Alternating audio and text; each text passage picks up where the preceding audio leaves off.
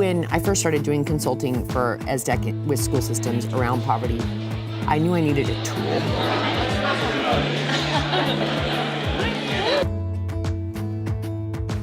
We want educators to understand that parents in poverty are not anti-education, they're just pro-survival. You got a little bit of resources, you got some money or anything, I would go find another family and say, hey, please take us in. That poverty simulation really takes people into survival mode. Hey, week 1 is over. This is a real life for a lot of people, and this is what they deal with, and we expect their kids to come to school and act like superstar students, and we expect all families to act like everything's great when this is what they're dealing with at home.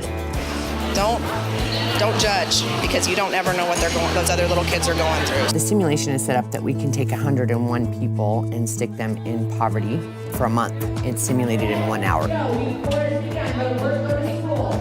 Then we can have up to 50 people helping us run it on the outside. So the people on the outside, they're our community friends. So they're the doctor, the mental health, the library where you read to your kids, the jail, CPS, Child Protective Services, different places that families visit every day. We're about to have a whole bunch of homeless families. It's about to get real here.